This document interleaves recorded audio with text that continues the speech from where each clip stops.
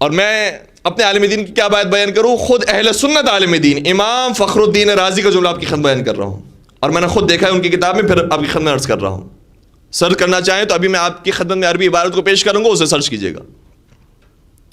ایک آیت ہے، امام فخر الدین رازی نے کتاب لکھی مفاتیح الغیب کے نام سے، اور اس کا دوسرا نام تفسیر کبیر بھی ہے.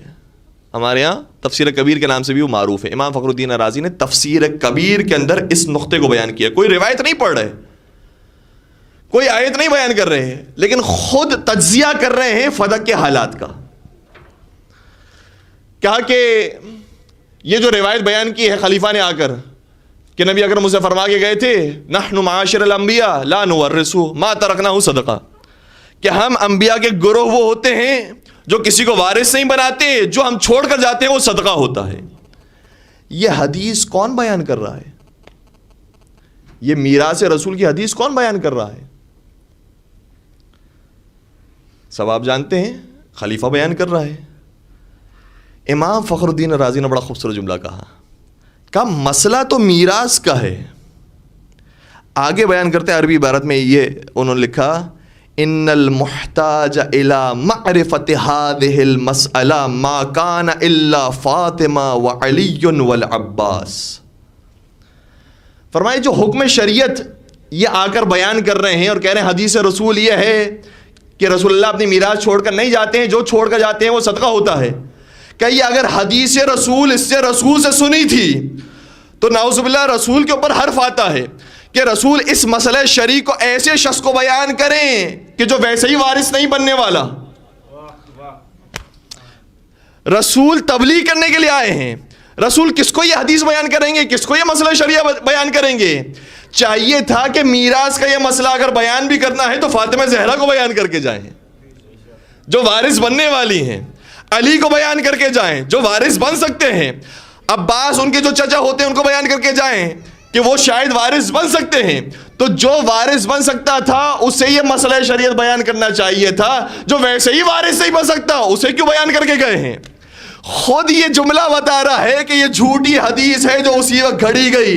اگر یہ سچی حدیث ہوتی تو صرف فاطمہ زہرا کی زبان سے جاری ہوتی. درود پڑھ دیجئے گا محمد و آل محمد.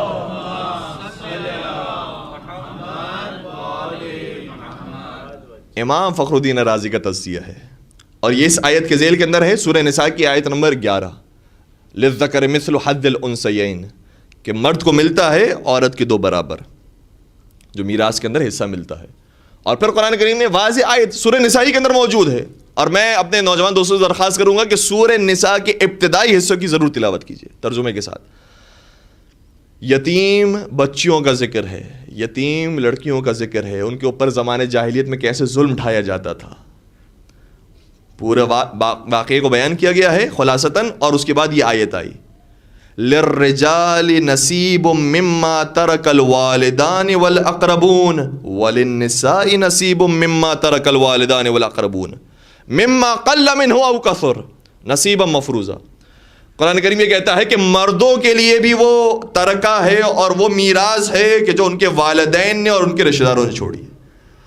مردوں کو اگر حاصل ہے ویسے ہی انداز میں قرآن کریم نے بیان کیا، اور یہی میراث اور یہی ترکہ خواتین کو بھی حاصل ہے جو والدین کی طرف سے اور رشتہ داروں کی طرف سے ملتا ہے. دونوں برابر ہیں، دونوں کو میراث ملے گی. اسی لیے شہزادی نے خطبہ فدقیہ کے اندر یہ اشارہ فرمایا ہے کہ یبن ابی قحافہ اترث اباک ولا ارث ابی، اے خلیفہ تو اپنے باپ کا وارث بن جائے اور میں اپنے باپ کی وارث نہ بنوں. پھر آگے اشارہ فرمایا، اور قرآن کریم کی آیت بھی ہے، افحکم الجاہلیت یبغون، کیا زمانے جاہلیت کا حکم دوبارہ سے لے کر آنا چاہتے ہو؟ قرآن کریم میں تو یہ کئی حکم موجود نہیں ہیں کہ عورت کو محروم کر دیا جائے گا، مرد کو ملے گا. لہذا اگر تو اپنے باپ کی میراث پاتا ہے تو میں بھی اپنے باپ کی میراث پاؤں گی. کیا خوبصورت انداز میں خطبے کے اندر سارے اشکالات کو بی بی نے دور کر دیا.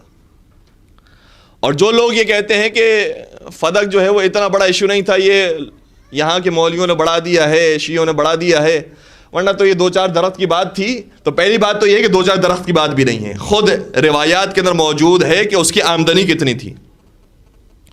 باغ فدق کی آمدنی کم سے کم 24,000 دینار تھی.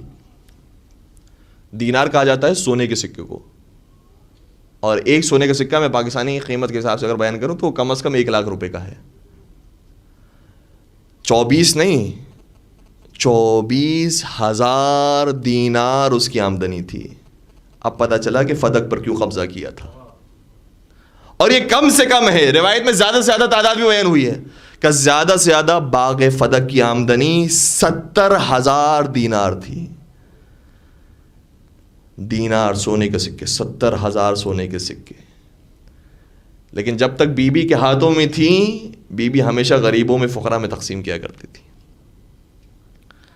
تو یہ باغ فدق, ایک بات تو یہ ہو گئی کہ یہ کوئی چھوٹا باغ اور 2-4 درختوں کی بات نہیں ہے, 2-4 کھجور کے ٹکڑوں کی بات نہیں ہے, بڑا باغ ہے.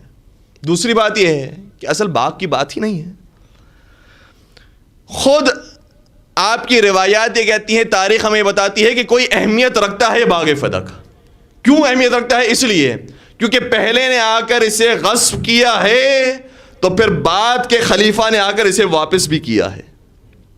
اس کا مطلب کوئی ایسی قابل توجہ چیز تھی جسے پھر واپس لوٹایا جا رہا ہے. اگر یہ 2-4 درخت کی بات ہوتی تو کون پوچھتا, ختم ہو گئی بات. لیکن کوئی قابل توجہ چیز ہے جسے واپس پلٹایا جا رہا ہے, اور واپس جب پلٹایا گیا تو بعد کا خلیفہ پھر آیا, پھر اس سے چھین لیا. اس کا مطلب قابل توجہ چیز ہے. اور میں آپ کی خدمت میں روایت بیان کروں کہ پہلے نے اگر اسے غصب کیا, عمر بن عبدالعزیز نے آ کر اسے واپس لوٹایا. پھر یزید بن عبد الملک کا زمانہ آیا, اس نے پھر چھین لیا. بنی امیہ کی حکومت ختم ہو گئی, بنی عباس کا دور آیا. صفائے عباسی جو پہلا خلیفہ تھا ان کا, اس نے پھر لوٹایا. منصور کی حکومت آئی, منصور نے پھر چھین لیا. کوئی چیز ہے یہ, پھر چھین لیا. پھر مہدی عباسی کی حکومت آئی, اور ہادی عباسی کے زمانے میں بھی یہ دوبارہ سے دے دیا گیا. پھر ہارون الرشید کی حکومت آئی, پھر لے لیا گیا. پھر مامون کی حکومت آئی, پھر دے دیا گیا. پھر متوکل کی حکومت آئی, پھر لے لیا.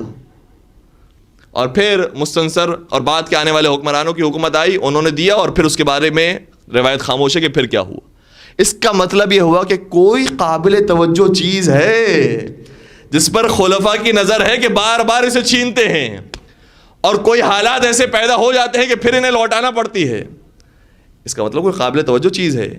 یہ کچھ درختوں کی بات نہیں ہے, ایک بہت بڑی چیز ہے. لیکن ہمارا اصل مسئلہ یہ نہیں کہ ایک باغ تھا جو بی بی کا چھین لیا گیا. مسئلہ وہی ہے کہ جس کی طرف اشارہ کیا ہے ہمارے ساتھ سرکار حضرت امام موسیٰ کاظم علیہ الصلوۃ والسلام نے.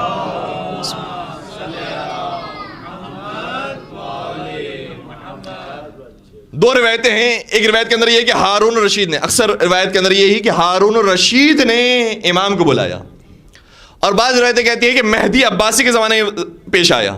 مہدی عباسی تھا یا ہارون الرشید تھا, ہمیں سے سروکار نہیں ہے. اصل بات یہ کہ خلیفہ وقت نے بلایا, کہا کہ جس کا جو حق بنتا تھا ہم واپس کرنا چاہتے ہیں. امام بھی تشریف لائے.